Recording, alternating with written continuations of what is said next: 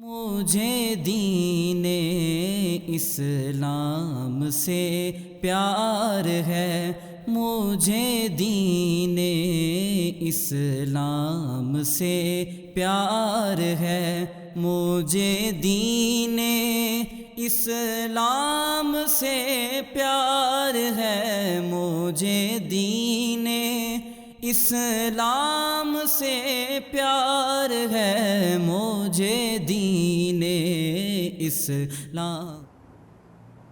نحمدہ ونصلی ونسلم علی رسولہ الکریم، اما بعد فاعوذ باللہ من الشیطان الرجیم، بسم اللہ الرحمن الرحیم۔ ان اللہ وملائکتہ یصلون علی النبی یا ایہا الذین آمنوا صلوا علیہ وسلموا تسلیما۔ اللہم صلی علی سیدنا و مولانا محمد و آل سیدنا و اصحاب سیدنا و مولانا محمد و آلہ و اصحابہ و بارک وسلم۔ الصلاۃ والسلام علیک یا سیدی یا رسول اللہ وعلی آلک و اصحابک یا سیدی یا رحمۃ للعالمین۔ السلام علیکم ورحمۃ اللہ وبرکاتہ۔ ناظرین کرام، آج بخاری شریف میں کتاب الایمان میں حدیث نمبر 26 ہم نے پڑھنی ہے، اور امام بخاری رحمۃ اللہ علیہ کا جو اصول اور ضابطہ ہے اس کے پیش نظر 18 نمبر باب ہے، اور باب میں امام بخاری رحمۃ اللہ علیہ نے اس باب کا نام رکھا ہے ان الایمان هو العمل، کہ عمل ہی ایمان ہے، عمل ہی ایمان ہے۔ اس باب کے تحت امام بخاری رحمۃ اللہ علیہ نے جو حدیث مبارک ذکر کی ہے، اس حدیث مبارک کو میں آپ کی خدمت میں عرض کرتا ہوں، اور اس باب میں جو باتیں امام بخاری رحمۃ اللہ علیہ نے کی ہیں وہ بھی میں آپ کی خدمت میں عرض کر دیتا ہوں۔ اللہ تعالیٰ ارشاد فرماتا ہے وَتِلْكَ الْجَنَّةُ الَّتِي أُورِثْتُمُوهَا بِمَا كُنْتُمْ تَعْمَلُونَ، اور جنت کا ہم نے تمہیں وارث بنایا تمہارے اعمال کے سبب سے۔ اور امام بخاری رحمۃ اللہ علیہ فرماتے ہیں متعدد اہل علم نے اس کی تفسیر میں یہ بات کہی ہے کہ اللہ تبارک و تعالی جل مجدہ الکریم ہم سے ضرور یہ سوال کرے گا کہ تم دنیا میں کیا عمل کرتے تھے۔ اس حدیث میں، اس باب میں جو حدیث ہے اس کے راوی ہیں حضرت سیدنا ابو ہریرہ رضی اللہ تعالیٰ عنہ۔ فرماتے ہیں آقا کریم صلی اللہ تعالیٰ علیہ وسلم نے ارشاد فرمایا، حدیث کی شرح لکھنے والوں نے یہ لکھا ہے یہ وہ نئے مسلمان ہوتے تھے جو غزوات میں جاتے تھے، ابتدائی مسلمان، تو آقا صلی اللہ علیہ وسلم ان کی حوصلہ افزائی کے لیے ان کو مال زیادہ دیتے تھے۔ کل بھی اس کے اوپر بات چیت ہوئی تھی۔ دو باتیں اس میں بڑی اہم ہیں۔ نمبر ایک، آپ کے سامنے جتنا مرضی بڑا بندہ بیٹھا ہوا، اسلام ہمیں یہ بتا رہا ہے کہ آپ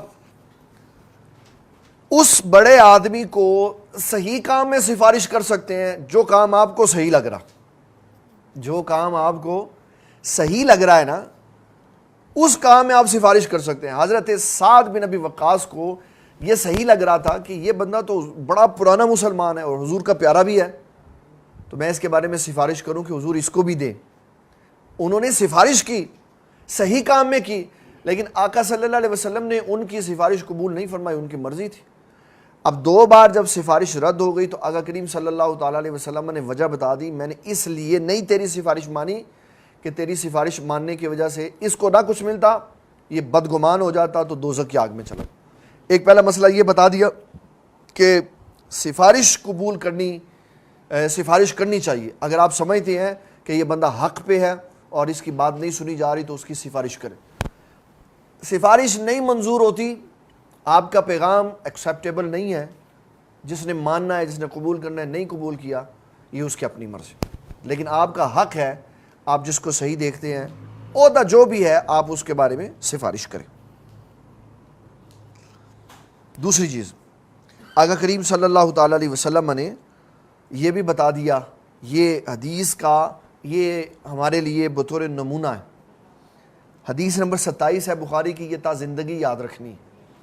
آقا کریم صلی اللہ علیہ وسلم نے فرمایا میں اس بارے میں خوف محسوس کر رہا تھا کہ اگر یہ شخص میرے بارے میں بدگمان ہو گیا تو جہنم میں چلا جائے،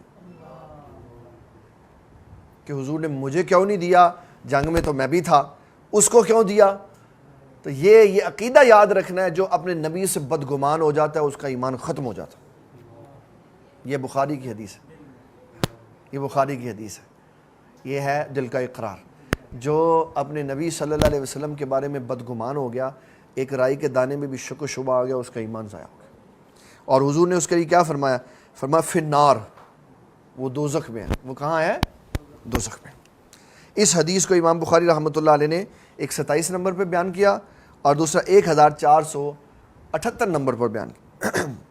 اگلا چیپٹر باب السلام من الاسلام، اسلام میں سلام کرنا ہے، اسلام میں سلام کرنا، یہ اس باب کی نشانی بتائی گئی۔ حضور صلی اللہ تعالیٰ علیہ وسلم نے جو اس بارے میں حکم ارشاد فرمایا، اس کو کہتے ہیں، یہ جو بات اب میں کرنے لگا ہوں، اس کو کہتے ہیں ترجمۃ الباب۔ یہ شاید میں نے پہلے اس کا ذکر کیا تھا، لیکن آج میرے ذہن میں آیا تو میں نے کہا کہ میں اس کو بیان کرتا چلوں۔ ترجمۃ الباب یہ ہوتا ہے کہ باب کا جو عنوان رکھ کے نیچے حدیث کے اندر سے ایک ٹکڑا اٹھا کے اوپر لکھا جاتا ہے، اس کو کہتے ہیں ترجمۃ الباب۔ امام بخاری رحمۃ اللہ علیہ نے حضرت عمار بن یاسر کے حوالے سے ترجمۃ الباب میں یہ بات لکھی ہے، ثلاث من جمعہن فقد جمع الایمان، فرمایا جس میں 3 چیزیں جمع ہو جائیں اس میں ایمان سارے کا سارا جمع ہو جاتا۔ یہ میں ان کا تھوڑا سا ذکر کرتا چلوں کیونکہ ان کا ذکر کرنا بہت ضروری ہے۔ حضرت یاسر بن عمار وہ ہیں کہ خود بھی ابتدائی مسلمانوں میں سے، سب سے پہلے حضرت یاسر بن عمار وہ ہیں کہ سب سے پہلے مکہ المکرمہ میں جو درس قرآن ہوا وہ حضرت یاسر بن عمار کے گھر میں ہوا۔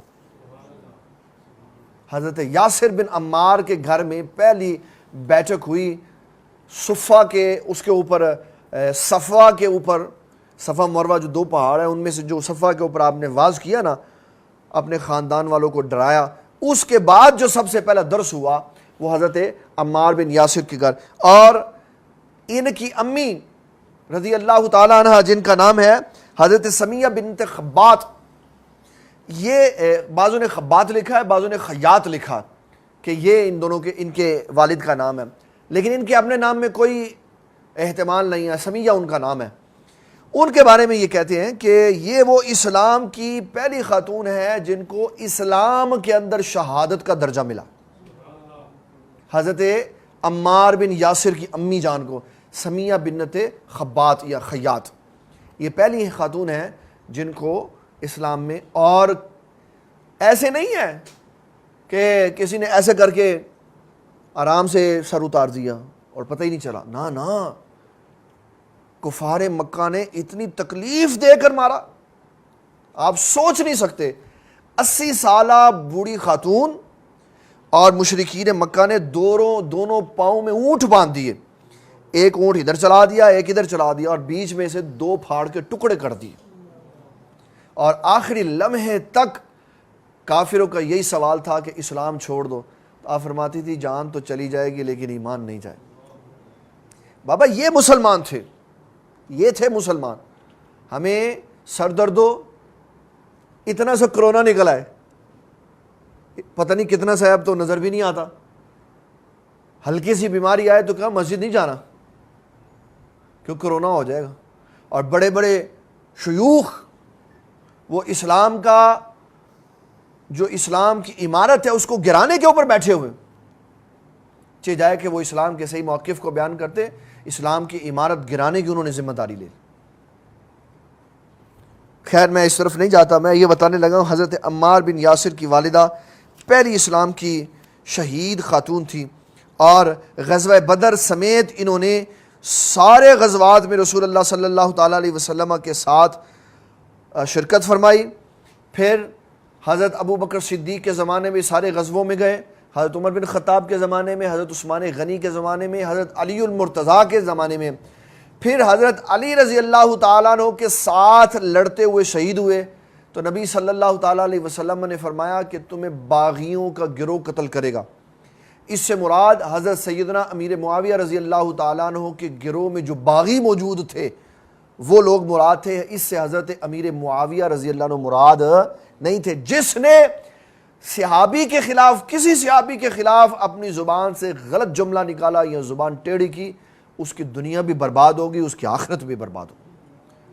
ابھی ہم نے پیچھے حدیث پڑھی لا تسبوا اصحابی، وہ حدیث کا نمبر تھا 4372 نمبر، کل ہم نے یہ پڑھی تھی حدیث 4300، اس میں تھا لا تسبوا اصحابی، فرمایا میرے کسی صحابی کو گالی نہیں نکال۔ سبا یسبو کا مطلب ہوتا ہے سب و شتم کرنا، تان و تشنیع کرنا، گالی دینا۔ فرمایا تم میں سے کسی کو اجازت نہیں ہے میرے کسی صحابی کے بارے میں برا جملہ کہہ سکو۔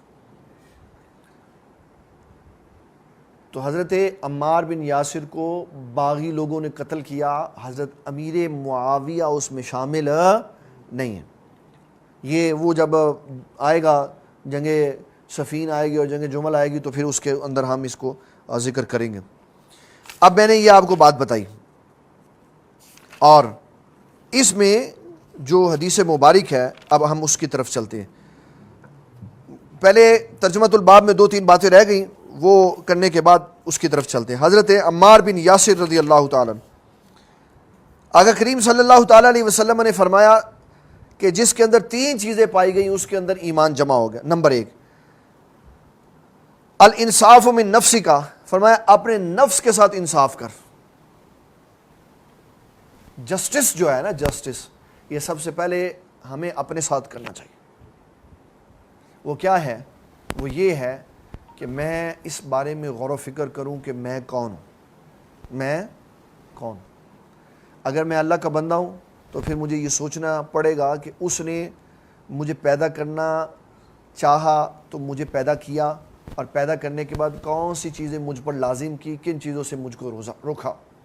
اگر میں ان چیزوں کو ادا کرتا ہوں، پورا کرتا ہوں فرائض کو، اور اس نے جس سے روکا اس کو پوری طرح اس سے رک جاتا ہوں، تو میں سمجھوں کہ اللہ تعالیٰ جل مجدہ الکریم نے مجھے جو انسان بنا کے بھیجا تو میں نے اپنے ساتھ انصاف کیا۔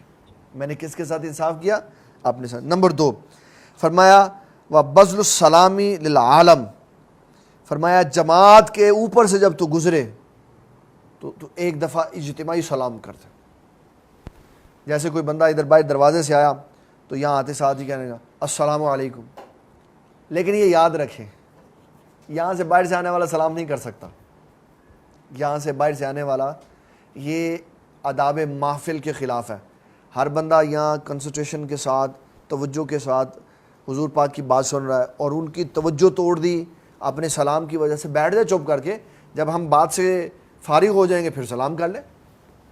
اسی طرح جو تلاوت قرآن مجید کر رہا اس کو سلام نہیں ہو سکتا، اسی طرح جو نماز پڑھ رہا ہے اس کو سلام نہیں ہو سکتا، اسی طرح جو بیت الخلاء میں بیٹھا ہوا ہے اس کو سلام نہیں ہو سکتا۔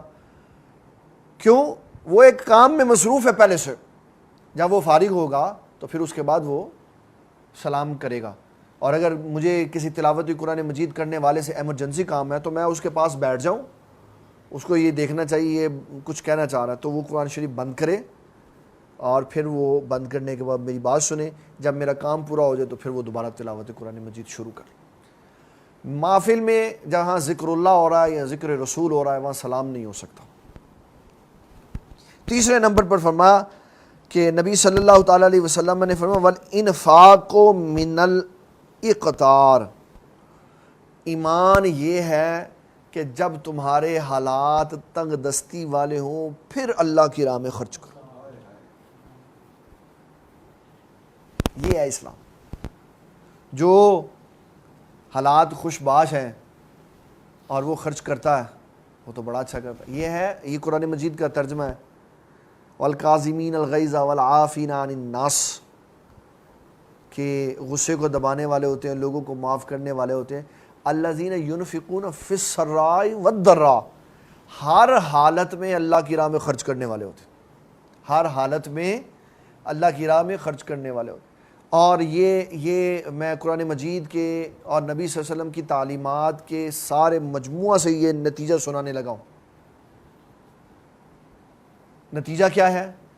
اگر اللہ تبارک و تعالی جل مجدہ الکریم فراوانی دے اور انسان خرچ کرے، اور جب وہ فراوانی تھوڑی سی تنگ کر دے تو انسان یہ کہ میں تے آپ روڑیا پہ ہاں جی میرے تے اپنے نہیں خرچے پورے ہوندے، اس کا مطلب ہے یہ اللہ والا نہیں ہے، یہ اللہ کا بندہ، یہ خواہش نفس کا بندہ ہے۔ ایمان جمع ہوگا جب تین چیزیں یہ پائی جائیں گی کہ اپنے نفس کے ساتھ انصاف کرے، جماعت والوں پر سلام کرے، اور مشکل میں خرچ کرے۔ کس میں؟ مشکل میں خرچ کرے۔ یہ تین باتیں حضور صلی اللہ تعالیٰ علیہ وسلم نے ارشاد فرمائی۔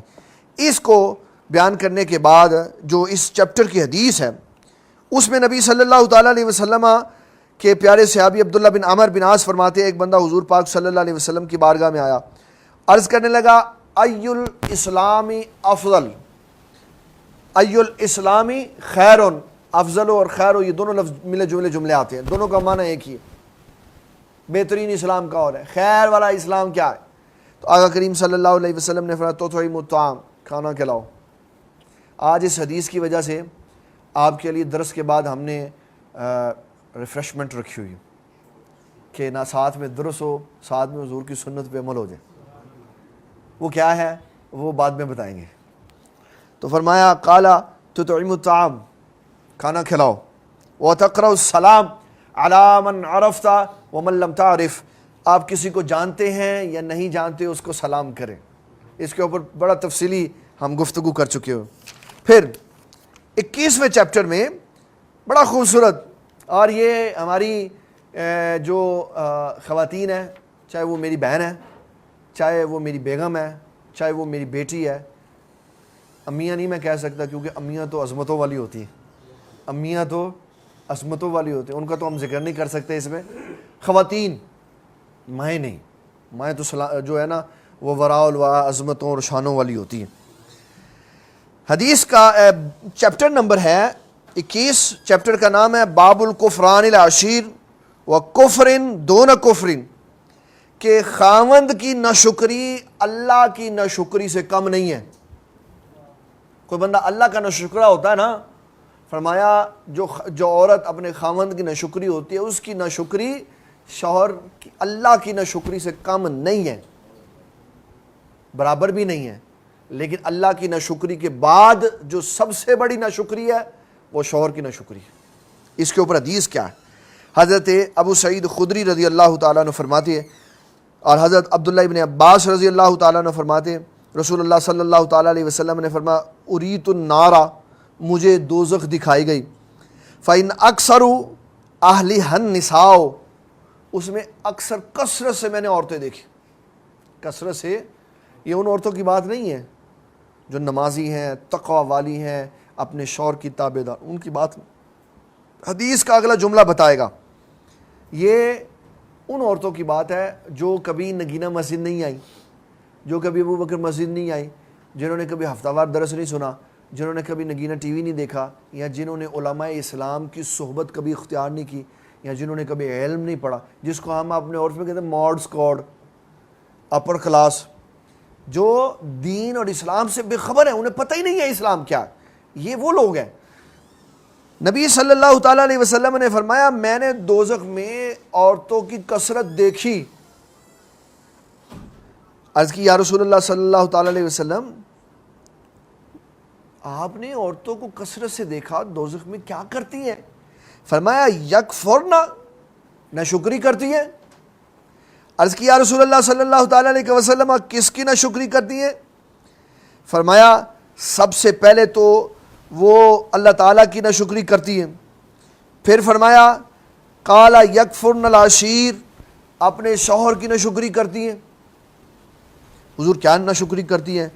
فرمایا یکفرن الاحسان، اس کا احسان نہیں مانتی، وہ کما کے لا کے کھلاتا ہے اور کہتے ہیں تو کی کیتا میرے ہاتھ۔ پھر اگلا جملہ بڑا مزیدار ہے، فرمایا لو احسنت الی احداہن الدہر، فرمایا کہ اگر زندگی میں کبھی ایسی صورتحال ہو کہ کوئی دن مشکل آ جائے تو کہتی ہے میں تے جدوں دی تیرے کار آئی ہاں میرے تے نصیب ہی خراب ہو گئے، میں تے جدوں دی تیرے وسے پئی ہاں میں تے برباد ہی ہو گئی ہاں، چنگی پلی میں اپنے ابے دے گھر بیٹھی سا، اے جدوں دا میرا تیرا ویاہ ہویا نا تے میرا پٹھائی بہ گئے۔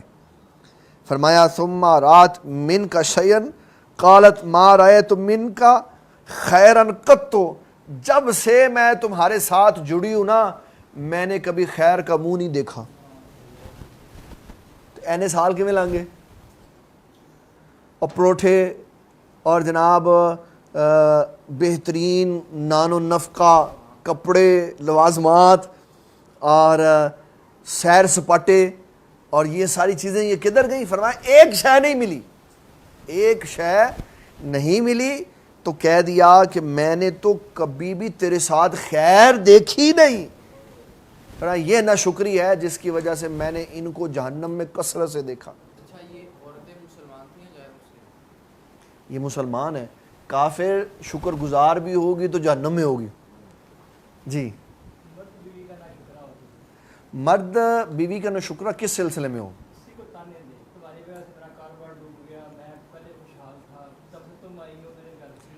ہاں جی یہ ہمارے پیارے بھائی سوال کر رہے ہیں کہ اگر کوئی شخص جس طرح خواتین تانے مارتی ہیں، اگر کوئی بندہ تانے مارتا ہو، اور بالکل یہ ریالٹی ہے اور میں اس کو حدیث کی روح سے واضح کروں گا. اگر کوئی شخص یہ کہتا ہو اپنی بیوی کو تو ہے ہی منحوس، تو جدو دی آئی ہے میرے کار دا پٹھا ہی بہ گیا، تو نبی صلی اللہ تعالیٰ علیہ وسلم فرماتے ہیں مجھے اللہ تعالیٰ کی اس مخلوق میں سب سے زیادہ جو چیز پسند آئی ہے وہ عورت پسند آئی. کیوں؟ فرمایا یہ انسان کی توجہ درست کرنے والی ہوتی ہے، یہ اس کا رخ اللہ کی طرف کرنے والی ہوتی ہے، اس کے نفس کو اطمینان بخشنے والی ہوتی ہے، اس کی عزت کی حفاظت والی ہوتی ہے، اس کے گھر کی حفاظت والی ہوتی ہے. اتنی کوالٹیز حضور پاک صلی اللہ علیہ وسلم نے بتائی. لیکن فرمایا بعض عورتیں منحوس ہوتی ہیں. عرض کی حضور منحوس؟ اس کے بارے میں محدثین نے کہا ذات ان کی منحوس نہیں ہوتی، ذات کے اعتبار سے کوئی عورت منحوس نہیں ہوتی.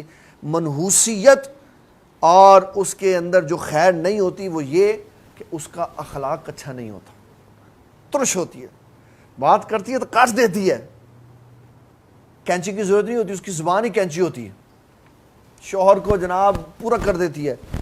بد خلق ہونا یہ اس کا عیب ہے.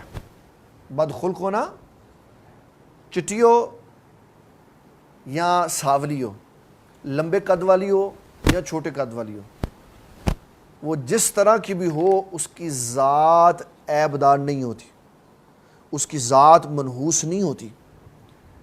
نحوست کے لیے جو رسول اللہ صلی اللہ علیہ وسلم نے بات فرمائی وہ اس کا بد خلق ہونا. کیا ہے؟ اگر کوئی شخص یہ کہتا ہے کہ تو جدو دی میرے گھر آئی تو میں ادو دا مصیبت اچ پی گیا، تو پھر وہ یہ دیکھے کہ اگر میری بیوی بد خلق ہے تو پھر تو وہ کہہ سکتا ہے کہ تیری وجہ سے نحوست پڑی کیونکہ تیرا اخلاق اچھا نہیں ہے. اور اگر وہ ادب والی ہے تو اس کا شوہر سراسر اس کے اوپر زیادتی کر رہا ہے، سراسر اس کے اوپر زیادتی کر رہا ہے، کیونکہ عورت ذات کے اعتبار سے منحوس نہیں ہوتی، ذات کے اعتبار سے منحوس نہیں ہوتی. اس کے اندر جو کوالٹیز ہیں وہ خراب ہو سکتی ہیں.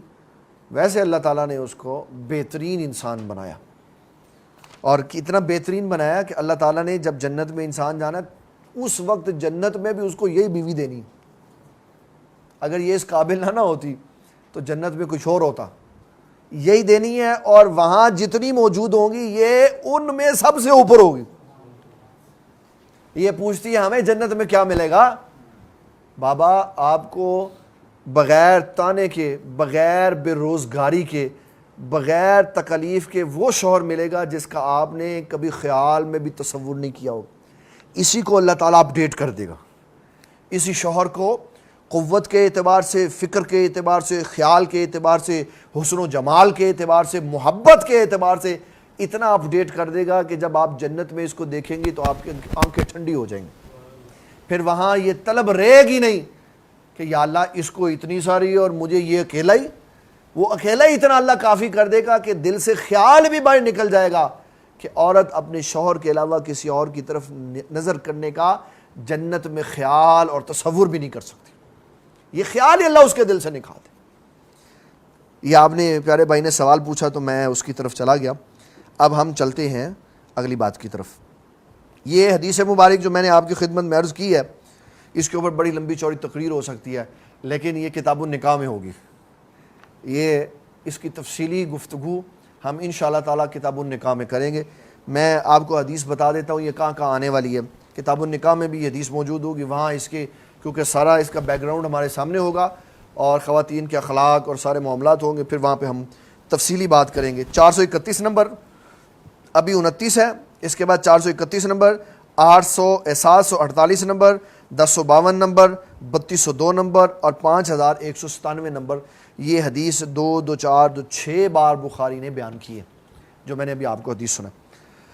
اس کے بعد اس باب میں ایک دوسری بھی حدیث ہے, اور اس حدیث کا جو آپس میں تعلق ہے نا وہ ہے تانا مارنا. عورتیں تانا مارتی ہیں. اب دیکھیں, اور وہ اتنی بڑی حدیث ہے, اگر ہم اس آنے والی ایک حدیث کو سمجھ جائیں نا تو یقین مانیں ہم بہت قریب ہو جائیں اللہ تعالیٰ کے اور اسلام کے. سنیں کیا ہے حدیث کا جو ترجمۃ الباب ہے, میں اس کی طرف نہیں جا رہا. اس میں یہ آیت مبارک موجود ہے, ان اللہ لا یغفر ان یشرک بہ ویغفر ما دون ذلک لمن یشاء, کہ اللہ قیامت والے دن شرک کے علاوہ سارے گناہ معاف فرما دے.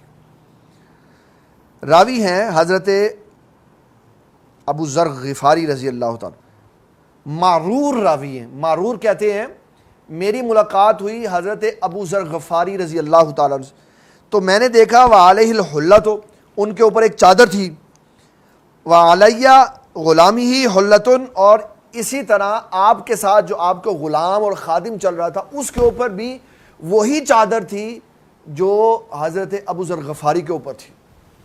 تو میں نے کہا, میں نے سوال کیا, انی صاببت رجلا فعیرتہ بامہ فقال لی النبی صلی اللہ تعالی علیہ وسلم. تو حضرت ابو ذر غفاری رضی اللہ تعالیٰ عنہ نے جو بات مجھے کہی, میں نے اس کا سبب پوچھا کہ آپ کے بھی سر پر چادر ہے اور غلام کے سر پر بھی چادر ہے, تو کیسے پتہ چلے گا کہ غلام کون ہے اور آقا کون ہے؟ تو آپ نے اس کے سر پہ کیوں چادر رکھی ہوئی ہے, اس کی کیا وجہ ہے؟ تو حضرت ابو ذر غفاری فرمانے لگے, میں نے ایک شخص کو برا کہا. کس وجہ سے؟ فرمایا میں نے اس کو اس کی ماں کی وجہ سے آڑ دلوائی. محدثین نے لکھا کہ یہ حضرت سیدنا بلال رضی اللہ تعالیٰ عنہ تھے اور وہ اس وقت غلام تھے. تو حضرت ابو ذر غفاری نے ان کے کالے سیاہ رنگ کی وجہ سے ان کو کہا کہ تو کالی دب پتر ہے, یہ آڑ دلائی. تو آقا کریم صلی اللہ تعالیٰ علیہ وسلم نے سیدنا ابو ذر غفاری سے کہا, فرمایا یہ زمانہ جاہلیت کی عادت تیرے اندر کہاں سے آ گئی؟ یہ ماؤں کے عیبوں کی وجہ سے اولادوں کو اس کی طرف منسوب کرنا, یہ تو جاہلیت کی بات. اس کا مطلب ہے ملازم کو اس کے رنگ, نقش و نگار اور اس کی بے علمی کا عیب تانا نہیں مار سکتے. حضور صلی اللہ تعالیٰ علیہ وسلم نے یہ وجہ بیان کر رہے ہیں کہ میں نے غلام کے سر پر بھی چادر رکھی ہوئی ہے, اپنے پہ بھی رکھی ہوئی ہے, تو غلام کے سر پہ چادر رکھنے کی کیا وجہ؟ فرماتے ہیں نبی صلی اللہ تعالیٰ علیہ وسلم نے فرمایا یہ جو تمہارے غلام ہیں جن کو اللہ تعالیٰ نے تمہارے دست قدرت میں تمہارے ہاتھ کے نیچے رکھا ہوا ہے, یہ تمہارے بھائی ہیں. فرمایا جو تم کھاتے ہو اس میں سے کھلاؤ اور جو پہنتے ہو اس میں سے پہناؤ. اچھا میں ایک سوال کرتا ہوں ناظرین کرام سے, مجھے یہاں کومنٹس میں کوئی بندہ لکھ دے کہ میں سب میں سے میں ایک ہوں, میں بھی شامل ہوں. میں بھی نہیں لکھوں گا. ہم مسلمان تھوڑی, ہم تو پتہ نہیں کون سی قوم. کون ہے؟ یہ ہے غلام کی بات جو میں خرید کے لایا تھا, اور جو ہمارے گھر میں ملازم کام کرتے ہیں وہ ہمارے غلام نہیں ہیں, وہ غلاموں سے اوپر ہیں, وہ آزاد ہیں, اپنی مجبوری کی وجہ سے آئے ہوئے ہیں. تو کیا میں اپنے کسی غلام کو وہ کھانا کھلاتا ہوں جو میں کھاتا ہوں؟ میں وہ پہناتا ہوں جو میں پہنتا ہوں؟ اگر میں کرتا ہوں ایسا تو بابا دو ہاتھ سے سلام ہے کہ کیوں حضور پاک صلی اللہ علیہ وسلم کی سنت پہ عمل کر رہے ہو. اور اگر میں نہیں کر رہا تو پھر میں کل سے شروع کر دوں. درس سننے کا تو مطلب یہی ہے کہ جو مجھے علم نہیں تھا مجھے علم آ گیا, اب میں اس کے اوپر عمل کروں. اگر میں گھر میں ہنڈیاں پکاتا ہوں تو مجھے چاہیے میں اس کو شوربہ زیادہ کروں. حضور پاک نے فرمایا ملازم بھائی کا بھی خیال رکھو, شوربہ پکاؤ تو یہاں خوشبو بھائی تک نہ جانے دو, یا شوربہ زیادہ کرو. اگر اس کے گھر میں خوشبو جائے گی وہ کہے گا آج گال لگی آئی، آج لگے تکے لگے نے اندر، آج نا کڑائی چل رہی ہے اسی نہ بابا، یہاں تو خوشبو نہ جانے دو، اور اگر خوشبو جائے گی تو پھر اس کا حصہ دے کے اس کے دل میں تکلیف نہ ہو۔ اور ملازم کیا کرتے ہیں ہمارے گھر میں؟ سارا دن برتن دھوتے ہیں، صفائیاں کرتے ہیں، سب ملازم سب لوگ کھانا کھا کے جب چلے جاتے ہیں، جو ٹھنڈا بنڈا بچ جاتا ہے وہ اس کا دے دے، وہ جھوٹا۔ میں نے اپنی زندگی میں ایسی شادیاں دیکھی ہیں، میں نے ایسے پروگرام اٹینڈ کیے ہیں کہ لوگوں نے ولیموں پر مہمانوں سے پہلے طلباء کو کھانا کھلایا۔ رسول اللہ صلی اللہ علیہ وسلم فرماتے ہیں بدترین ولیمے کی دعوت ہے جس میں کوئی مسکین نہیں آتا۔ ایک ایک ارب روپیہ پیر خانوں میں لگ گیا، ایک ایک ارب روپیہ بڑی بڑی دعوتوں میں لگ گیا، اور غریب کوئی نہیں گیا، تو فرمایا وہ بدترین ولیمہ ہے۔ ولیمے میں غرباء کا بھی حق ہے، ان کو بھی بلاؤ، اور مہمانوں کا جھوٹا نہیں کھلاؤ۔ اگر مہمانوں کے ساتھ نہیں بٹھانا تو اسی وقت کھانا کھلاؤ جس وقت مہمانوں کو کھلا رہے ہو، ان کو ادھر بٹھا دو، ان کو ادھر بٹھا دو، مہمانوں کا بچا ہوا کھانا نہیں کھلاؤ۔ تو فرمایا یہ تمہارے بھائی ہیں، تو جو تم کھاؤ اس میں سے ان کو کھلاؤ، اور جو تم پہنو اس میں سے ان کو پلاؤ۔ ایک بات۔ نمبر 2 فرمایا وَلَا تُكَلِّفُوهُمْ، فرمایا ان کو تکلیف نہ دو، ما یغلبہم، جو ان کی طاقت سے باہر ہو۔ چھوٹی سی بچی ہے 9 سال کی، گھر میں کام کرتی ہے کسی کے، 50 کلو کا توڑا کہتے لا اتر رکھ کیا، جا اتر رکھ کیا، تیری 9 سال کی بچی اٹھا سکتی؟ تو ملازم کی 9 سال کی بچی سے کہتی ہے کہ یا تو بندہ ہے تو کہتا ہے کہ جا یہ بوری آٹے کی بوری، چاولوں کی بوری من کی اٹھا کے وہاں پہ رکھ کیا، تیرے تو قسم سے بھی نہیں اٹھائی جاتی، تیرے تو گھر کے جوان پتر سے بھی نہیں اٹھائی جاتی، اور تو چھوٹی سی نوجوان بچی، جو چھوٹی سی بچی ہے ملازمہ، اس کو کہتی ہے اس کو کندھے پہ اٹھا لے، اور جب نہیں اٹھائی جاتی کہتی ہے تو آ گئی کھاندی رہنی ہے بہ کے، تیرے کو اے بھی نہیں بوری چکی جاتی، تم خود کیوں نہیں اٹھاتی؟ حضور پاک کی تعلیم سنیں۔ فرمایا اگر پہلے تو تم اس کو اس کی طاقت سے بڑھ کر کام مت کہو، اور اگر کوئی کام ایسا آ گیا ہے جو اس کی طاقت سے بڑھ کے ہے فَأَعِينُوهُمْ، تو پھر اس کے ساتھ اس کی مدد بھی کرو۔ مالک کا اس کو اٹھانے کے لیے اس کے ساتھ کیا، چل پتر میں تیرے زور لانا، چل اٹھ۔ یہ ہے اسلام۔ فرمایا جو تم اس کے سر پہ چادر دیکھ رہے ہو نا، وہ اس وجہ سے ہے کہ مجھے حضور پاک صلی اللہ علیہ وسلم نے فرمایا تھا، اس وجہ سے میں نے اس کو اپنے کھانے میں سے کھانا کھلایا اور اپنے لباس میں سے لباس پہنایا۔ جو چادر میں نے رکھی ہوئی ہے میں نے اس کو پہنایا۔ اسلام کے اندر سے کیڑے نکالنا اسلام نہیں ہے، اسلام کو پڑھنا اور پھر اس کو اپنے اوپر نافذ کرنا، یہ اسلام۔ بتائے کوئی بتائے کہ ہمارے گھر میں ایسا ہوتا، جس کے گھر میں ہوتا ہے اس کو سلام ہے۔ پھر اللہ اکبر۔ اب آ جائیں اگلی بات پر۔ فرمایا باب نمبر 23 وَإِن طَائِفَتَانِ مِنَ الْمُؤْمِنِينَ اقْتَتَلُوا فَأَصْلِحُوا بَيْنَهُمَا۔ یہ آگے بھی ایک چیپٹر آئے گا جہاں حضرت سیدنا امام حسن کا ذکر آئے گا نا، تو وہاں پہ بھی یہ چیپٹر آئے گا۔ ایک حدیث نمبر ہے 31، اور راوی ہیں حضرت احنف بن قیس رضی اللہ تعالی۔ فرماتے ہیں کہ معاملہ یہ ہوا، میں ایک دن کسی صاحب کی مدد کے لیے نکلا، میں کسی صاحب کی، اب حدیث کا عنوان ہے دو مسلمان آپس میں لڑ رہے ہو نا، ان کے درمیان میں سلو کروا۔ میں نام نہیں بتاؤں گا یہ کون تھے دو، کیوں؟ پھر مجھے اس کی بڑی ڈیپتھ میں جانا پڑے گا، یہ آگے ایک پوری کتاب آئے گی، اس کے اندر ہم اس کو ذکر کریں گے۔ تو کہتے ہیں کہ میں اس بندے کی مدد کے لیے نکلا تو حضرت ابو بکر صدیق مجھے ملے، فرمانے لگے فقال این تريد، کہاں جا رہا ہے؟ قلت انصروا هذا الرجل، میں نے کہا میں اس بندے کی مدد کے لیے جا رہا ہوں۔ ارجع، چل واپس چل۔ فإني سمعت رسول اللہ صلی اللہ علیہ وسلم، میں نے حضور پاک صلی اللہ تعالی علیہ وسلم سے سنا، اذ التقى المسلمان بسيفهما، جب دو مسلمان تلواروں کے ساتھ آپس میں مل پڑے، فالقاتل والمقتول فی النار، تو قاتل اور مقتول دونوں دوزخی ہوتے ہیں۔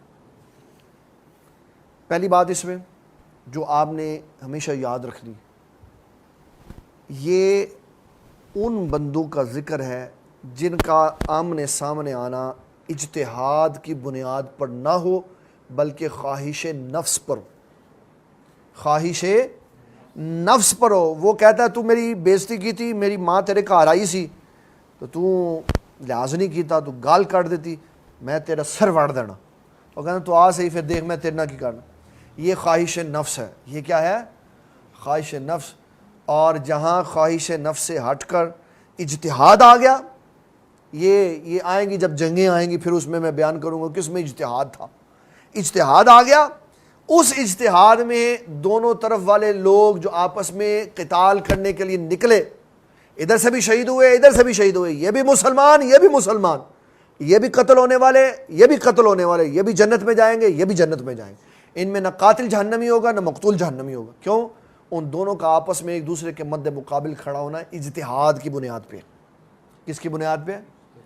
حضور پاک صلی اللہ علیہ وسلم کی حدیث ہے، فرمایا میرا یہ بیٹا ان بنی ھذا سید، قوم کا سردار ہے، لعل اللہ ان یصلح بین فئتین عظیمتین من دو قومیں جب لڑنے کے لیے تیار ہوں گی، دو قومیں، ان بنی ھذا سید لعل اللہ ان یصلح بین فئتین عظیمتین، دو بڑی جماعتیں جب لڑنے کے لیے تیار ہوں گی تو میرا بیٹا ان کے درمیان میں صلح کروا دے۔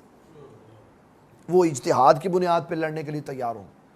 تو اگر کوئی اجتہادی طور پہ آپس میں لڑنے کے لیے کھڑا ہے تو اس کا اجتہاد اور اس کا غور و فکر اگر اس کو کسی کے مقابلے میں لے آتا ہے تو اس کے اوپر حدیث کا اطلاق نہیں ہوگا۔ اور کس کے اوپر ہوگا؟ جس میں خواہش نفس ہے۔ مثلا قابیل نے کہا کہ میں اس لڑکی سے نکاح کروں گا جس کے ساتھ میں پیدا ہوا، تو حابیل نے کہا کہ بھئی تجھے اس سے نکاح کرنا پڑے گا جو میرے ساتھ پیدا ہوئی۔ تو جو حابیل کے ساتھ پیدا ہوئی تھی وہ سیاہ رنگ کی تھی، اور جو قابیل کے ساتھ پیدا ہوئی تھی وہ گھوڑی چٹی تھی۔ تو ہوتی ہیں بندوں کی فطرتیں ہوتی ہیں، بعض صبر شکر والے ہوتے ہیں، کہتے ہیں چلو جو جی بس ٹھیک ہے۔ بعض کی آنکھیں خراب ہوتی ہیں جو ہماری طرح کے ہوتے ہیں، وہ پھر دیکھتے ہیں کہڑی بڈھی بہتی سونی، پھر کدھر سن تکنا چاہیے۔ یہ حیا کے خلاف ہے، یہ حیا کے خلاف ہے۔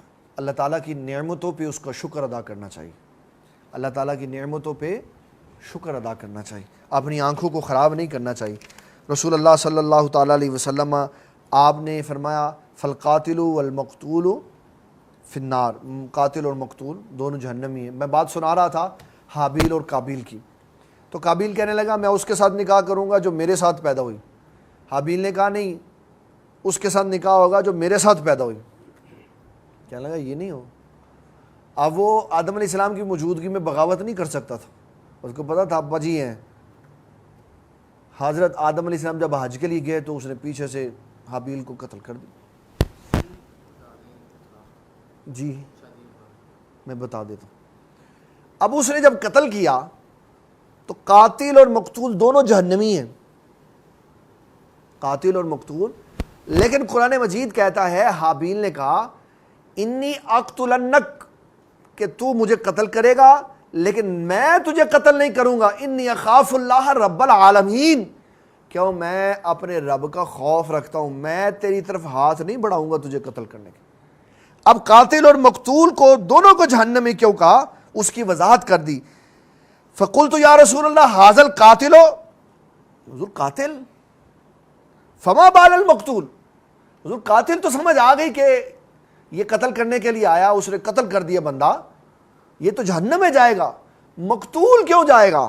تو نبی صلی اللہ علیہ وسلم نے فرمایا انہ کان حریصا علی قتل صاحبہ، کہ وہ بھی تو یہی چاہتا تھا کہ میں اس کو قتل کر دوں، اس لیے وہ بھی جہنم میں جائے گا۔ اس کا داؤ لگ گیا، اس کا نہیں لگا، جائیں گے دونوں ہی جہنم میں۔ اور حابیل اس لیے جہنم میں نہیں جائے گا اس لیے کہ اس نے کہا کہ میں تیری طرف، جب تو میری طرف قتل کرنے کے لیے ہاتھ بڑھائے گا نا تو میں نہیں ہاتھ بڑھاؤں۔ وَاتْلُ عَلَيْهِمْ نَبَأَ بَنِي آدَمَ بِالْحَقِّ إِذْ قَرَّبَا قُرْبَانًا فَتُقُبِّلَ مِنْ أَحَدِهِمَا وَلَمْ يُتَقَبَّلْ مِنَ الْآخَرِ قَالَ لَأَقْتُلَنَّكَ قال انما يتقبل الله من المتقين لئن بسطت الي يدك لتقتلني ما انا بباسط يدي اليك لاقتلك انی اخاف اللہ رب العالمین۔ کہا جب تو ہاتھ بڑھائے گا کوئی شے پکڑے گا مجھے قتل کرنے کے لیے تو میں تجھے قتل کرنے کے لیے کوئی نہیں شے میں بابا نہیں کوئی، کیونکہ میں دونوں جہانوں کے رب سے ڈرتا ہوں۔ اچھا پھر تو کیا کرے گا؟ انی ارید ان تبوء باسمی و اسمک فتکون من اصحاب النار، کہنے لگا حابیل میں یہ چاہتا ہوں کہ میرا اور تیرا سارا گناہ تیرے کھاتے میں پڑے ہو تو جہنم میں چلا جائے۔ تو یہ ہے اصول اور ضابطہ کہ قاتل اور مقتول تب جہنمی ہے جب دونوں میں خواہش نفس ہے، اور جب اجتہاد سامنے لے آئے تو پھر نہ قاتل جہنمی ہے نہ مقتول جہنمی۔ آپ نے کیا سوال کیا تھا؟ کہ وہ شادیوں کا کس طرح تھا؟ ہاں میرے پیارے بھائی نے صاحبزادہ عبدالرزاق یوسفی صاحب نے سوال کیا کہ پہلے زمانوں میں شادیاں کیسے ہوتی تھیں۔ ہمارے ہاں جو ایک ماں باپ کے بطن سے پیدا ہوتے ہیں وہ بہن بھائی ہوتے ہیں، ان کی شادی نہیں ہو سکتی۔ اسی طرح جو ماں باپ کے بطن سے پیدا ہوتے ہیں ان کی شادی نہیں ہو سکتی، تو جو رضائی بھائی بن جاتے ہیں یا بہنیں بن جاتی ہیں ان سے بھی شادی نہیں ہوتی، دودھ کے رشتے۔ کیونکہ پہلے اللہ تعالیٰ جل مجید الکریم نے جب یہ دنیا بنائی تو نظام دنیا کو پروان چڑھانا تھا، تو یہ اصول اور ضابطہ طے کر دیا کہ جو جوڑا پیدا ہوگا اس میں ایک لڑکی اور ایک لڑکا ہوگا، یہ سگے بھائی ہوں گے۔ پھر اگلا جو جوڑا ہوگا وہ سگے ہوں گے، تو پہلے جوڑے کا لڑکا دوسرے کی لڑکی، دوسرے کا لڑکا اور پہلے کی لڑکی، اس طرح کراس میں رشتے ہوں گے۔ یہ آپس میں بہن بھائی نہیں ہوں گے، ان کی شادیاں ہوں گی تو پھر ان سے آگے نسل چلے گی۔ یہ اللہ تعالیٰ نے دنیا کو پروان چڑھانے کے لیے یہ اصول اور ضابطہ۔ ہمارے ہاں لوگ کہتے ہیں او جی آدم علیہ السلام دے گھر تے مشین لگی سی، کہنے کہ ایک منڈا سویرے ہوندا سی ایک راتی ہوندا سی، کڑی سویرے ہوندی سی ایک رات۔ بابا کچھ خیال کرنا چاہیے، شروع سے یہی اصول چلا آ رہا ہے جو آج موجود ہے۔ پہلے مقام اصل پر اللہ تعالیٰ بچے کی پرورش اتنی دیر کرتا ہے، پھر اس کے بعد وہ دنیا میں آتا ہے، پھر اس کے بعد وہ بڑا ہوتا ہے۔ کہتے نہیں وہ پتہ کی ہوندا سی، آدم علیہ السلام دے زمانے دے جڑا صبح پہندا ہوندا سی رات نوں جوان ہو جاندا سی۔ کیا کر رہے ہو یار، جو صبح پیدا ہوا وہ رات کو کیسے جوان ہوگا؟ صرف بات فرق سمجھنے کا ہے، جو فقہائے کرام نے بڑا خوبصورت مفسرین نے سمجھایا۔ کہا ہم ہیں 5 فٹ کے 6 فٹ کے، وہ اس وقت کے زمانے میں بندے تھے 90 فٹ کے، تو ان کا ایک دن کا بچہ اتنا بڑھتا تھا جتنا ہمارا سال کا بڑھتا، تو 5 فٹ کا اور 90 فٹ کا آپس میں کھڑا کرو تو فرق نکل آئے گا سامنے۔ تو ویسے ہی پرورش ہوتی تھی جیسے ہمارے ہاں پرورش ہوتی ہے، ویسی گروتھ ہوتی تھی جیسے ہمارے ہاں ہوتی۔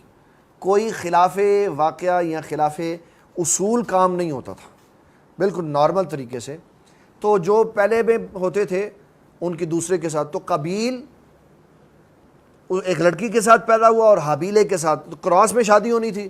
اب قابیل ظلم پر اتر آیا، اس نے حابیل کو مار دیا۔ اب وہ حابیل والی جو لڑکی تھی وہ اکیلی رہ گئی۔ ایک اکیلا لڑکا اللہ تعالیٰ نے پیدا کیا جس کا نام تھا حضرت شیس علیہ السلام، ان کے ساتھ پھر شادی ہوئی۔ تو یہ ٹوٹل میں رہ گئے حضرت ابراہیم علیہ السلام کے جو اپنے بچے بی بی حوا سلام اللہ علیہ سے 21 جوڑے اور ایک اکیلا، 42، 21 دنا 42 ہو گئے اور ایک 43 بچے ہوئے۔ اور حضرت آدم علیہ السلام نے جو 1000 ایئرز دنیا میں گزارے، اس وقت میں آسمان سے زمین پر آ کر دوبارہ آپ کے اماں حوا سلام اللہ علیہ کی قربت تک آنے میں اور وہاں سے لے کے آپ کی وفات تک اللہ تعالیٰ نے 1,00,000 دنیا آباد کر دی ہوئی تھی، 21 جوڑوں۔ پھر یہ سارے آدم علیہ السلام کے بعد کفر میں پڑ گئے، اور کفر کے پڑنے کے بعد جب حضرت نوح علیہ السلام تبلیغ کے لیے آئے اور آپ نے 950 سال تبلیغ کی، ان میں سے 80 بندے اللہ تعالیٰ نے اٹھا کے کشتی میں بٹھوا دیے اور باقی سب کو غرق کر دیا۔ ان 80 میں سے 7 بندے باقی رکھے، 3 نوح علیہ السلام کے بیٹے، 3 نوح علیہ السلام کی بہویں اور ایک نوح علیہ السلام، باقی 80 میں سے سارے فوت کر دیے۔ اور پھر 7 بندوں میں سے اللہ تعالیٰ نے دوبارہ پھر دنیا آباد فرما دی۔ یہ جو دنیا ہے یہ 7 بندوں میں سے 3 جوڑے اور ایک نوح علیہ السلام۔ تو یہ اللہ تعالیٰ جل مجید الکریم نے دستور رکھا ہوا تھا۔ 1-2 حدیثیں میں اس کا مختصر سا ترجمہ کر دوں گا۔ پھر اس کے بعد آگے چلیں گے، تاکہ حضور صلی اللہ تعالیٰ علیہ وسلم نے ارشاد فرمایا، حدیث نمبر ہے 32۔ چلیں یہ انشاءاللہ کل کریں گے، آگے نیا ٹاپک شروع ہو رہا، تو پھر اس کو کل انشاءاللہ تبارک و تعالیٰ بیان کریں۔ جنت میں کل کس طرح کے ہوں گے؟ سارے جواب دیتے ہیں، سارے جواب دیتے ہیں انشاءاللہ۔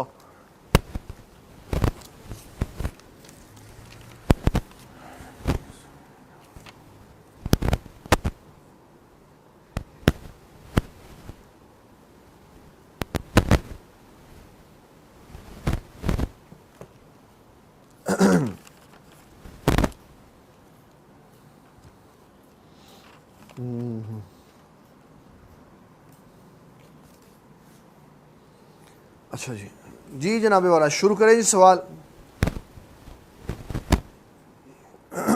پانی تھوڑا سا دیں۔ پہلا سوال ہے، طاعون کسے کہتے ہیں؟ یہ ہر موسمی وبا کے لیے استعمال ہونے والا لفظ ہے یا کوئی خاص مرض ہے؟ سلیمان بھائی، طاعون یہ وہ بیماری ہے جو چوہوں سے پھیلتی ہے۔ کس سے پھیلتی ہے؟ چوہوں سے۔ ایک خاص بیماری ہے جو چوہوں سے پھیلتی ہے، اور جس بندے کو لگتی ہے وہ بندہ فوت ہو جاتا ہے۔ یہ شروع سے اسلام کے زمانے سے لگی آ رہی ہے، چلتی آ رہی ہے۔ جس علاقے میں پھیل جاتی ہے پھر وہاں لوگوں کا رہنا مشکل ہو جاتا ہے، تو اسلام نے بتایا کہ جب بیماری پھیل جائے تو وہاں سے بھاگو نہیں، اور اگر تم کسی اور علاقے میں وہ پتہ چلا ہے وہاں موذی مرض پھیل گیا ہے، وبائی بیماری پھیل گئی، وہاں جاؤ نہیں۔ یہ اسلام کا اصول اور ضابطہ ہے۔ تو طاعون یہ موسمی بیماری نہیں ہے، بلکہ ایک جانور سے لگنے والی بیماری۔ چیزوں کی نحوست کا یا گناہوں کی نحوست کا اسلام میں کیا حکم ہے؟ چیزوں کی نحوست میں نے بیان کی ہے کہ رسول اللہ صلی اللہ علیہ وسلم نے فرمایا، مکان میں نحوست ہے، سواری میں نحوست ہے، عورت میں نحوست ہے۔ مکان میں نحوست ہے، تنگ ہو تو اس کی نحوست ختم ہوگی، کھلا مکان لے لو۔ گھوڑی سواری میں نحوست ہے، وہ بدک جاتی ہے، اس کو چلنا نہیں صحیح آتا، تو جو سوار ہے اس کو گرا دیتی ہے، تو امن اور سکون والی سواری لے لو۔ اور عورت میں نحوست ہے کہ وہ بدخلق ہو، اور اس کو محبت سے، پیار سے، اچھے اخلاق والا بنا لو، تو نحوست ختم ہو جائے گی۔ اور گناہوں کی نحوست کیا ہے؟ گناہوں کی نحوست یہ ہے کہ اسلام نیکی کا کام چھوڑ دیتا اور برائی کی دلدل میں پھنس جاتا، تو توبہ و استغفار کرے تو اللہ تعالیٰ گناہوں کی نحوست ختم فرما دے گا۔ ہاں، نحوست بہت چھوٹا لفظ۔ رسول اللہ صلی اللہ علیہ وسلم نے شراب کے بارے میں فرمایا، ام الخبائث، یہ سب خرابیوں کی جڑ ہے، سب خرابیوں کی۔ ایک خاتون خانہ کا سوال ہے کہ مجھے ریڑھ کی ہڈی کی ایک درد کی قسم ہے، بھوک کی شدت، کام کی زیادتی، تھکاوٹ، مسلسل کھڑے رہنے، ذہنی دباؤ کی وجہ سے جب شروع ہوتی ہے تو شدت اختیار کر جاتے، اس کے اثرات میرے جسمانی حالات پر بہت برے پڑتے ہیں۔ اب شادی کے بعد مجھ پر گھر کا بوجھ آن پڑا ہے، جس کی وجہ سے مسلسل کام اور کھڑے رہنے سے مجھے اچانک درد کا دورہ پڑتا ہے، اس کی وجہ سے روزہ رکھنے میں مشکل پیش آتی ہے۔ حالانکہ دیکھنے میں مجھے کوئی بیمار نہیں کہہ سکتا، میں روزہ نہیں رکھ سکتی، جبکہ میری ساس اور میرا خاوند مجھے تانا دیتے ہیں کہ تم اچھی بلی ہو۔ میری پیاری بہن، تم ڈرامہ کرتی ہو، مجھے روزہ چھوڑنے کا بتائیں کہ میں روزہ چھوڑ سکتی ہوں برائے مہربانی یا نہیں۔ سنیں میری پیاری بہن، بڑا سادہ سا اسلام نے اصول اور ضابطہ دیا ہے۔ ایسی بیماری جس میں انسان کو اپنی زندگی کے خدشات لاحق ہوں کہ میں اس بیماری کو بغیر کھائے پی یا دوائی کے بغیر برداشت نہیں کر سکتی، تو اسلام جبر نہیں کرتا۔ اسلام نے اس کا طریقہ کار رکھا ہے کہ آپ اگر روزہ نہیں رکھ رہی اور نہیں رکھ سکتی تو اس کا فدیہ دے دیں، اور جب آپ صحت مند ہوں تب روزہ رکھ لیں۔ جبر نہیں اسلام نے کیا۔ اگر کسی عورت سے تکلیف کی وجہ سے روزہ نبھایا نہیں جاتا، یہ جسمانی تکلیف ہے، ہڈیوں کی تکلیف ہے، نہیں نبھایا جا رہا، روزہ چھوڑ دے اور جب اللہ تعالیٰ صحت دے تب روزہ رکھے، اور یہ جو روزے اب چھوڑے ہیں ان کا فدیہ دے دیں۔ یہ کہنا کہ ڈرامہ ہے، کسی کی تکلیف کے اوپر اس کو یہ نہیں کہنا چاہیے کہ تو ڈرامہ لگا، ڈرنا چاہیے کہ کہیں ہم بھی ایسی تکلیف میں مبتلا نہ ہو۔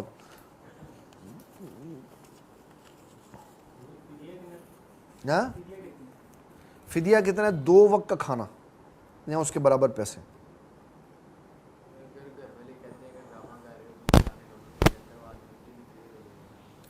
طبیب ہے، علاج کروائیں، طبیب ہے، علاج کروائیں، پتہ چل جائے۔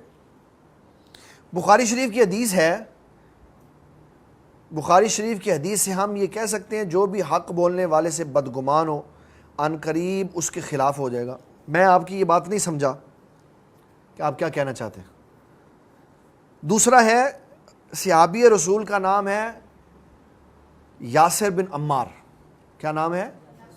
یاسر بن عمار، اور یہ بیٹے ہیں حضرت سمیہ بنت خبات کے، سمیہ بنت خبات کے۔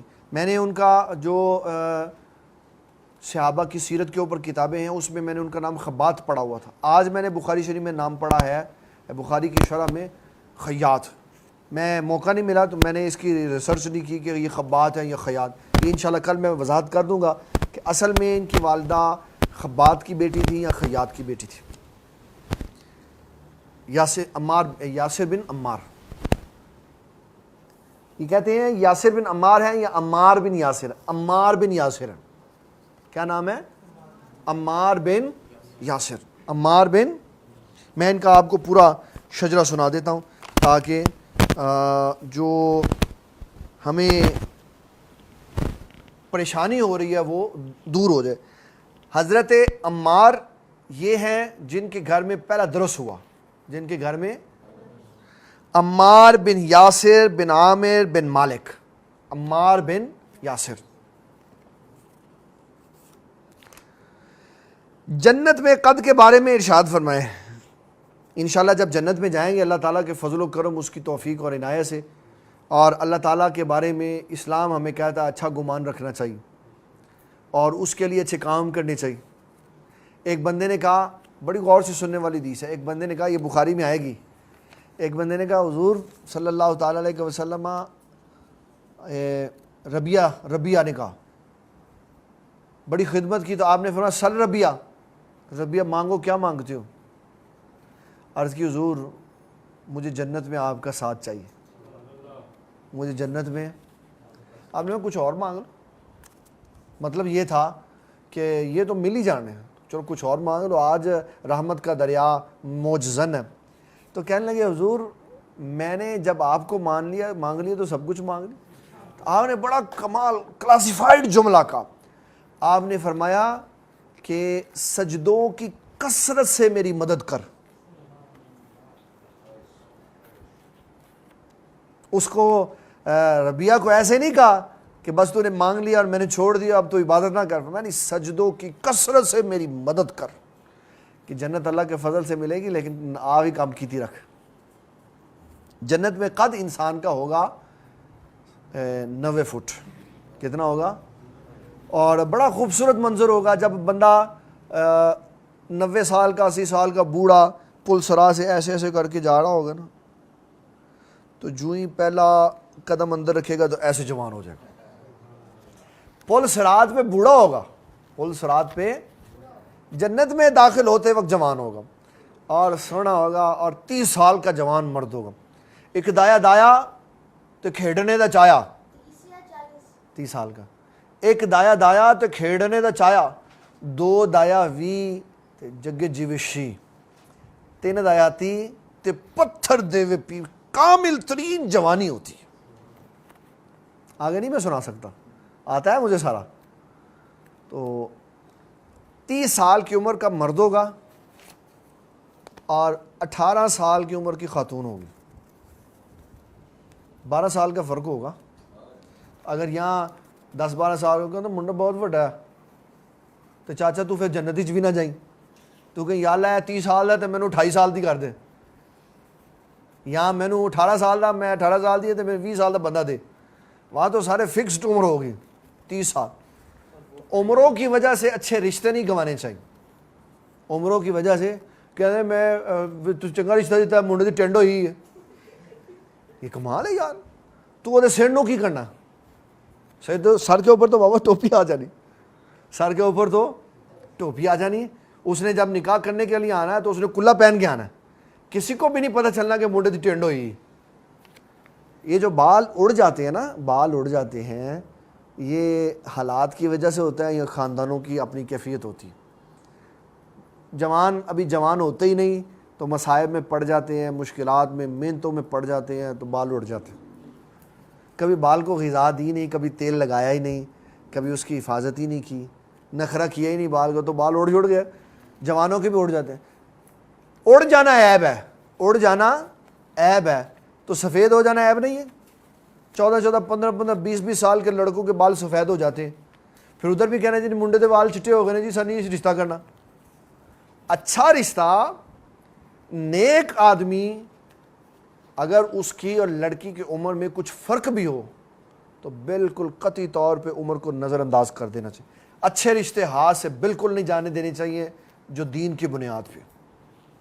جنت میں 30 سال کی عمر ہے وہ بڑھے گی نہیں, نہ لڑکے کی عمر بڑھے گی نہ لڑکی کی عمر بڑھے گی. 30 سال کے رہیں گے اور سدائی جوان رہیں گے.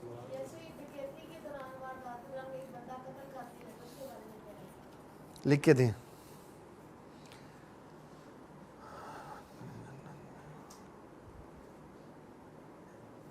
سنیں جی, سنیں. بڑا خوبصورت سوال ہے. کہتے ہیں ایمان والے مرد کے لیے جنت میں ایمان والی عورت ہوگی تو کیا یہی عورت ہوگی جو دنیا میں اس کی بیوی ہوگی؟ اگر مرد اعمال کے لحاظ سے جنتی ہے اور عورت بد اعمالی کی وجہ سے جہنمی ہے تو پھر کیا ہوگا؟ جنت میں حوریں ہوں گی تو کیا یہی عورتیں ہوں گی جو دنیا میں ہیں؟ نہیں بابا, جو حوریں یہ نہیں ہوں گی, حوریں یہ والی عورتیں نہیں ہوں گی. میں اس کی پوری وضاحت کر دیتا ہوں.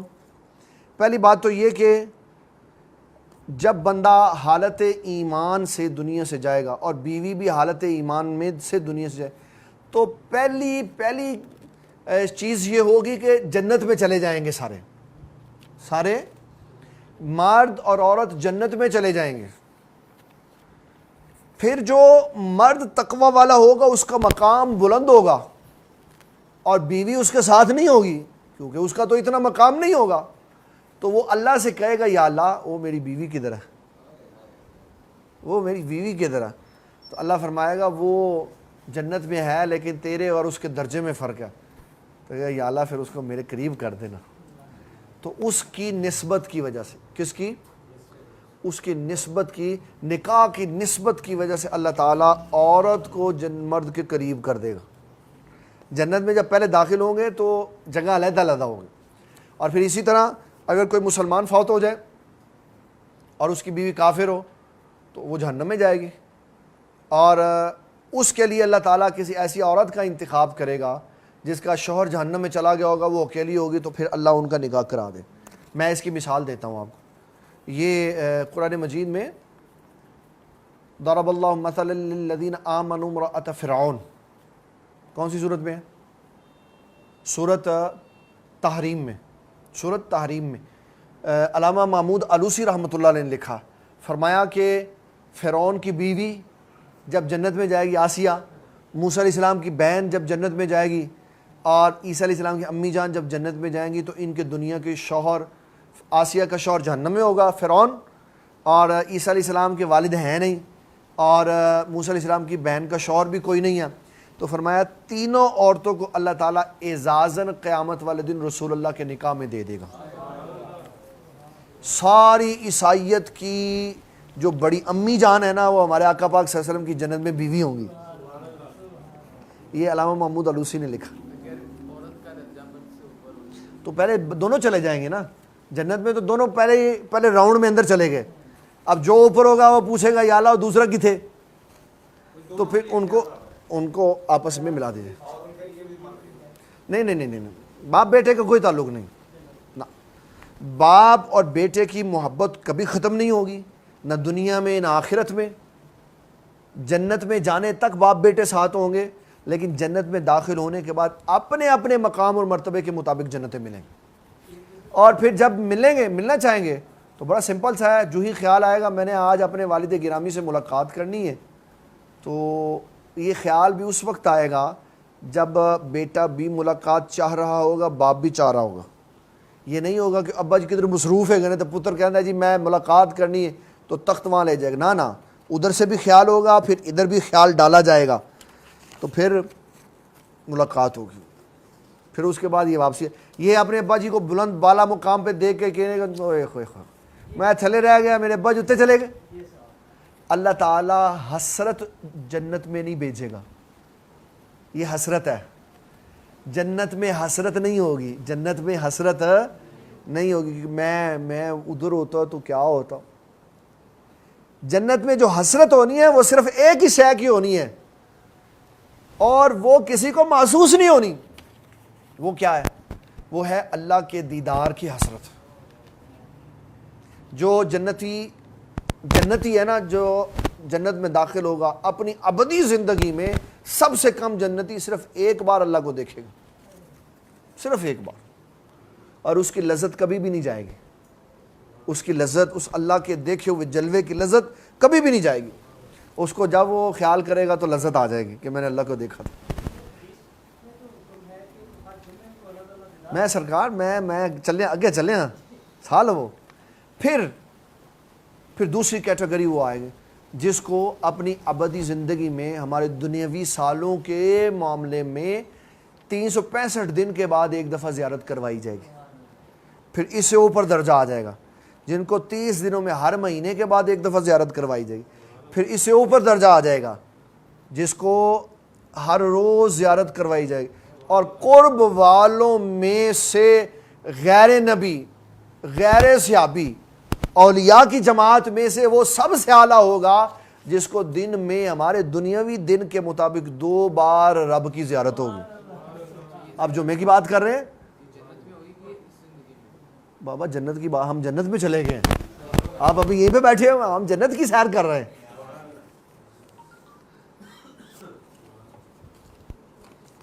اپنی جان کی حفاظت کرتے ہوئے کسی مسلمان کو قتل کرنا کیسا ہے؟ اس کو کہتے ہیں سیلف ڈیفense۔ Self defence. ایسے ہی ہمارے پاکستان میں مار دو کسی نو، کہتے ہیں یہ میرے تے حملہ کر لگا جی میں مار دیتا، ڈرامہ بہت ہے۔ سیلف ڈیفنس میں اگر کوئی مار دیتا ہے تو جو مر گیا اس کا خون ضائع ہو گیا، اس کا خون ضائع ہو گیا۔ رسول اللہ صلی اللہ علیہ وسلم کی کتاب الحدود والقصاص، بخاری مسلم کی متفقون علیہ حدیث ہے، اگر کوئی کسی کا مال لوٹتے ہوئے، چوری ڈکیتی کرتے ہوئے مالک کو مار دے، مالک اپنے مال کی حفاظت کرتے ہوئے مر جائے تو رسول اللہ نے فرمایا شہید ہے۔ اور مالک اپنے مال کی، اپنی جان کی، اپنی اولاد کی حفاظت کرتے ہوئے ڈاکو کو مار دے تو ڈاکو جرم کا بھی سزا ملے گا اور جہنم کے اندر بھی جائے گا مال لوٹنے کی وجہ سے۔ سیلف ڈیفنس یہ جائز ہے، غیرت کے نام پر قتل جائز نہیں ہے۔ جو بڑے بڑے دیہاتوں کے چودھری غیرت کے نام پر بیٹی یا بہن یا کسی خاتون کے سلپ ہو جانے کے بعد پکڑ کے دونوں کو مار دیتے ہیں تاکہ دوبارہ کوئی ایسی غلطی نہ کرے، اس غیرت کے نام پر اسلام نے قتل کی اجازت نہیں تھی۔ اسباب کو ختم کرو جس کی وجہ سے یہ لڑکی سلپ ہو، اسباب بند کرو۔ کسی کو اجازت نہیں ہے، اگر کسی کی بہن عاقلہ بالغہ ہے اور وہ ارادہ رکھتی ہے کسی سے نکاح کرنے کا تو اس کو نکاح کی اجازت دو، نہیں دو گے وہ بھاگ کے کرے گی تو دنیا کی کوئی طاقت اس کو قتل نہیں کر سکتی۔ ایک بندے نے کہا حضور میں اپنی بیوی کو کسی کے ساتھ دیکھ لوں تو میں اس کو مار دوں؟ آپ خاموش رہے۔ پھر اس نے پوچھا، پھر تیسری بار جب اس نے پوچھا فرمایا تو بڑا غیرت والا، تجھ سے بڑھ کے غیرت والا میں ہوں اور مجھ سے بڑھ کے غیرت والا میرا اللہ ہے۔ فرمایا تو ایلا کر، قسم کھا۔ قسم کیا کھا؟ وہ قسم یہ ہوتی ہے کہ اگر کوئی شوہر بیوی کے بارے میں ایسا مسئلہ دیکھ لے تو وہ اپنی بیوی کو کہ قسم کھا کی گیتائی، وہ کہ میں 4 بار قسم کھاتی ہوں، 5ویں بار میں قسم کھاتی ہوں میں جھوٹی ہوں تو لعنت۔ بندے کو کہا جائے گا تو قسم کھا، وہ 4 بار قسم کھائے گا، 5ویں بار وہ کہے گا میں جھوٹا، تو لعنت، تو اسلام دونوں کا نکاح ختم کر دے گا. تو اپنے گھر جاؤ، تو اپنے گھر جاؤ. اب یہ جو 2 ہیں یہ قتل سے بچ گئے، یہ ہے سب سے بڑی غیرت. اب اگر وہ عورت اعتراف کر لیتی ہے تو شادی شدہ ہے تو پھر وہ رجم کی جائے، پھر قتل کی جائے. دنیاوی معاملات میں سفارش کرنے کا کیا حکم ہے؟ جیسا کہ امتحانات وغیرہ میں سفارش کرنا یا دینی معاملات میں کسی کو ترجیح دینے کے لیے سفارش کرنا بہت برا ہے، بہت برا ہے. حضرت علی المرتضیٰ رضی اللہ تعالیٰ عنہ نے قاضی شریح کو قاضی مقرر کیا. حجاج بن یوسف کے زمانے میں قاضی تھا. حجاج بن یوسف کا ایک رشتہ دار پکڑا گیا، بڑا مزیدار واقعہ. انہیں حجاج بن یوسف نے بندہ بھیجا، جاؤ تھانے قاضی صاحب سے کوئی بندہ چھوڑ دیں. آپ نے فرمایا ان بھی چوک کے اندر پا دیں، اس فاڑی بھی اندر پا دوں. دوسرا بندہ آیا، قاضی صاحب اور جناب تمہیں پتہ نہیں وزیر اعلیٰ کا بندہ ہے، انہوں نے کہا این بھی چوکے وچ واڑ. مورخین نے لکھا حجاج بن یوسف نے ایک بندہ چھڑوانے کے لیے جتنے بندے بھیجے قاضی نے سارے کے سارے اندر کر دی. کتنے بندے؟ 17 بندے اندر کر دی، 17 سفارشی اندر کر دیے. پھر حجاج بن یوسف نے، ہاں یہ ہماری ایک بہن پروگرام دیکھ رہے، انہوں نے کہا آپ نے لفظ کی ٹرم صحیح نہیں بولی، جو ہے قسم والا معاملہ اس کو کہتے ہیں لعان، ایلا نہیں کہتے، لعان کہتے. یہ انہوں نے میری کریکشن کر دی کہ لفظ ایلا نہیں بولنا تھا، لعان بولنا تھا. ٹھیک ہے، شکریہ. اچھا اب کیا ہوا؟ اب ہوا یہ کہ حجاج بن یوسف آپ آ گیا. اس نے، اب وہ گورنر تھا، اس نے دروازہ کھولا، بندے کاٹ کے لائے. تو قاضی صاحب نے اپنا بوری بسر چکے تھے. اور جب شہر کا آخری دروازہ آیا تو حجاج بن یوسف کو اطلاع ملی قاضی جا رہا. قاضی صاحب سے کہا قاضی صاحب کدھر جا رہے ہو؟ کہا حجاج جس کام کے لیے تو نے مجھے بٹھایا وہ خود ہی نہیں کرنے دیتا تو میں کیا کروں. کہا کوئی ایسا پوائنٹ جس پہ آپ واپس آ جائیں. کہا ایک ہی شرط ہے، جتنے بندے چھڑائے ہیں سب واپس کر، اور تو مجرموں کو چھڑا کے لے گیا خود واپس آ، جیل میں آ، تو پھر میں اس عہدے پہ واپس آؤں گا، وگرنہ نہیں آؤں. اگر کوئی مجرم کی سفارش کرے تو یہ اس کا حال ہے کہ اس کو اندر کر دو. چچنیا میں ایک اسلام کا بہت بڑا سپہ سالار گزرا ہے جس کا نام ہے حضرت امام شامل رحمۃ اللہ علیہ. ان کی امی جان بوڑھی ضعیف خاتون، انہوں نے ایک چور پکڑا. اس کی بیوی نے ان کی امی سے کہا اماں جان میرا بندہ بے قصور ہے، تو آپ اپنے بیٹے سے کہیں اس کو چھوڑ دیں، رعایت. ماں نے کہہ دیا. امام شامل نے صبح مجلس شورا سے کہا کہ اگر بتاؤ کوئی چور کی سفارش کرے کیا کرنا چاہیے؟ کہا 40 درے مارنے چاہیے. تو امام شامل نے کہا اگر وہ بندہ اتنا بوڑھا ہو کہ ایک بھی نہ برداشت کر سکتا ہو تو پھر جو اس کا قریب ترین رشتہ دار ہو اس کو مارو. تو آپ نے فرمایا میری کمر کے اوپر 40 درے مارو. بابا عمر بن خطاب کا خون جن جن رگوں میں گیا نا وہاں انصاف اور عدل قائم رہا. ریاست مدینہ کا نام لے لینا اور مسلمانوں کو ایک سینیٹائزر نہ دینا اور ہندوؤں اور سکھوں کے گردوارے کے لیے 22 ارب لگا دینا اور نام لینا ریاست مدینہ کا. شرم نہیں آتی ایسی باتیں کرتے ہو؟ دنیاوی معاملات میں کسی کی سفارش نہیں. ہاں اگر دنیاوی معاملے میں ایک عہدہ آپ دیکھ رہے ہیں کہ ایک کیا کہتے ہیں کمپیٹنٹ بندہ ہے، قابل بندہ ہے، اس کے مقابلے میں ایک غیر اہم بندے کو عہدہ مل رہا ہے، تو پھر آپ اہم بندے کی سفارش کر سکتے، جو اس کا اہل ہے اس کی سفارش کر سکتے. سفارش صرف وہاں ہو سکتی ہے جو چیز ٹھیک ہو. صحیح ہو، رائٹ ہو، وہاں سفارش ہو. واردات کے دوران اگر ایک بندہ دوسرے کو قتل کر دے تو دونوں جہنمی ہوں گے. واردات سے مراد کون سی ہے؟ ڈکیتی. میں نے اس کے بارے میں حکم سنا دیا، اگر کسی کے گھر میں ڈکیتی کرنے کے لیے گئے تو ڈاکو نے مار دیا اس کو، مالک کو، تو مالک جنت پہ جائے گا، شہید کہلائے گا، کیونکہ اپنے مال خون گھر کی حفاظت کرتا ہوا مرا۔ اور اگر وہ مار دے گا ڈاکو کو تو ڈاکو جہنم میں جائے گا۔ ٹھیک ہے جی، یہ آج کے سوالات تھے، اور اللہ تعالیٰ ہمیں دین اسلام کا فہم عطا فرمائے۔ اللہم صلی علی سیدنا و مولانا محمد و علی سیدنا و اصحاب سیدنا و مولانا محمد و بارک وسلم وصلی علیہ۔ اللہم انت السلام و منک السلام تبارک یا ذا الجلال والاکرام۔ یا اللہ سبقت لسانی میں کوئی لفظ غلط بولا تو معافی عطا فرما، کوئی لفظ کسی کی نیک بندے کی، ولی اللہ کی، کسی صحابی کی شان کے مطابق نہیں ہوا، یا اللہ ہم بڑے گناہ گار ہیں، ہمارے پلے کوئی نیکی نہیں ہے، مولا ساری غلطیاں لفظی غلطیاں معاف فرما۔